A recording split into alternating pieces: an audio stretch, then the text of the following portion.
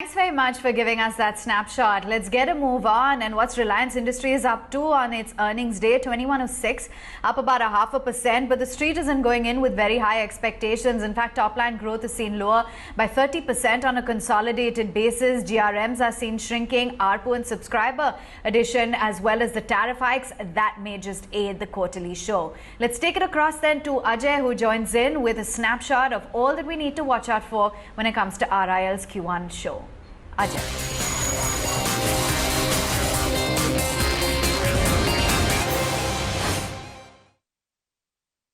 Well, the first quarter results of Reliance Industries are expected to be quite weak this time round, and understandably so. Many of the segments this quarter will come under pressure. The street would want to know what is the extent of pressure which is demonstrated in the numbers.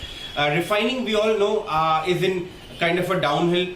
Gross refining margins, we are expecting anywhere in the range of $6 to $7. Well, the Singapore refining margin this quarter even dipped to negative, but being a complex refinery and changes in the composition, Reliance is able to manage some amount of refining margins, also add some amount of inventory gains. So let's see how much pressure is displayed on refining side, but there will clear weakness is expected there. Even the Petchem end of the business, on the one hand, demand shrunk because of the lockdown. They have because of being a refinery which is situated on the next to the coastline, they've tried to export a lot of output, but it will be interesting to see how much of that has been possible this time around. Petchem will be under pressure. The margins on the Petchem will also likely be under pressure. Same lockdown impact will be visible as far as the retail end of the business is concerned because of store shutdowns. There was some activity seen on the online booking part, but that was more towards the end. The biggest pillar of the earnings this time actually would be JIO, which actually saw tailwinds not only in subscriber addition but also in usage. ARPUs are also expected to be healthy with an upward bias. And don't forget, there was also tariff hike which will start supporting their business. So JIO will be one of the biggest pillars this quarter, whereas all the other segments come under pressure, however temporary they might be. But cushioning of any blow in performance will be made up for by outperformance of operational outperformance from JIO. Commentary will be important, how each of the segments go from here on, because even on the O2C, oil to chemical part, they've been trying to mix the composition and trying to juice out better margins. O2C has better margins.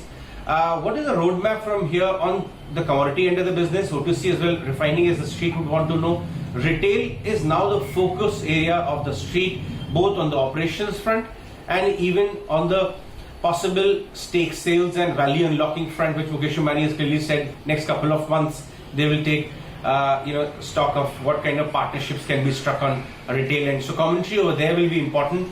JIO platform, with the money coming in now, what's the kind of roadmap from here on? Integration on the e-commerce side is something analysts would want to know from the management. But still, whatever said and done, the way kind of stock has rallied a whole lot from the March lows, and there will be a weak result which street is also bracing for. It will be interesting to see how does the actual street reaction is to this weak and subdued quarter this time. Because of big transactions and a lot of news flow, there have been a lot of outperformance in the stock. Some amount of caution in one end of the broking community like Edelweiss, CLSA has also started to set in.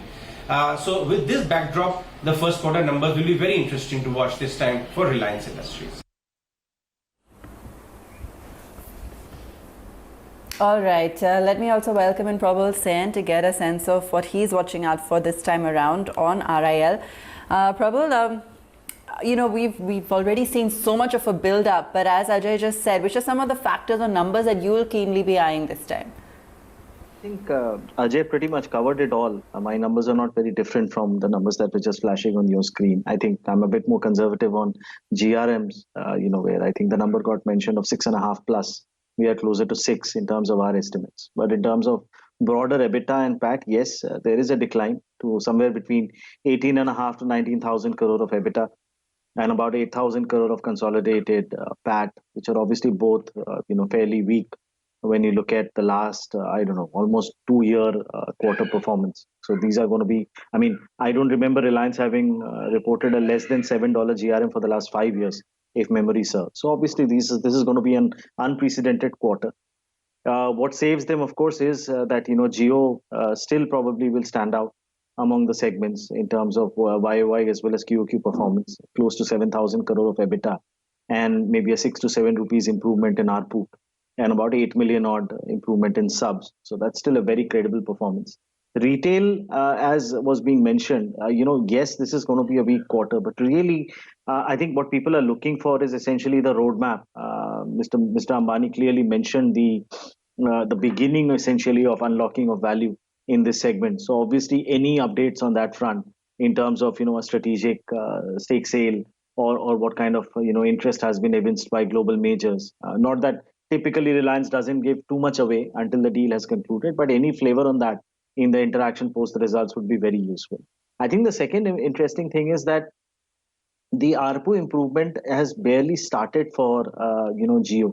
That has to be kept in mind versus some of the other telecom players. If you really look at it, I think there is a big extent of ARPU improvement that can come through because of the way that their subscriptions run for a fairly long period of time. They will start to see a real ARPU boost only in the second half of the year.